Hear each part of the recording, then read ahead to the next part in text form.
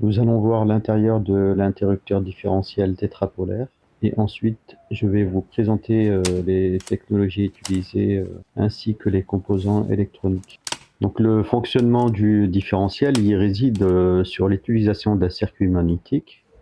Il est composé d'un tore magnétique et les conducteurs neutres et les phases 1, 2 et 3, il faut qu'ils passent dans ce tore avec au moins une boucle. En fait, c'est le principe d'un transformateur, hein.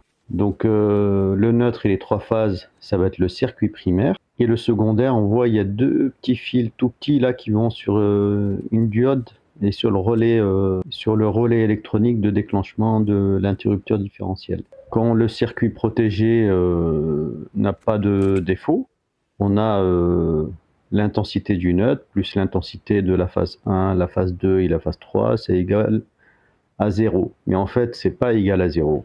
Tu as toujours des courants de fuite, donc ça va être égal, par exemple, à 10 milliampères.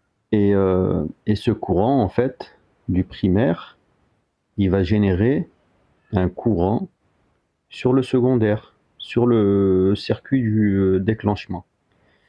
Et en fait, quand ce courant, par exemple de 10 milliampères, il augmente, tu as un courant de défaut sur le circuit.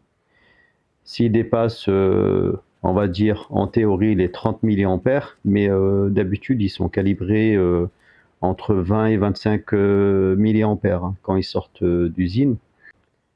Et ça va agir sur le relais électronique de déclenchement.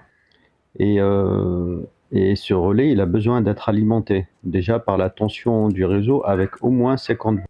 En fait, il y a deux technologies, selon Schneider, il y a deux technologies il y a les différentiels qui ont besoin d'être alimentés par le réseau électrique. Là, je ne sais pas si vous voyez, il y a deux petits fils qui viennent alimenter le relais électronique. Et il y a une autre technologie où il n'y a pas besoin de l'alimenter. Et le bouton test va servir à tester mécaniquement le déclenchement. Et on a bien vu la petite résistance, elle était bien cachée. Et en fait, ça va générer un courant de défaut afin de s'assurer mensuellement du bon fonctionnement mécanique.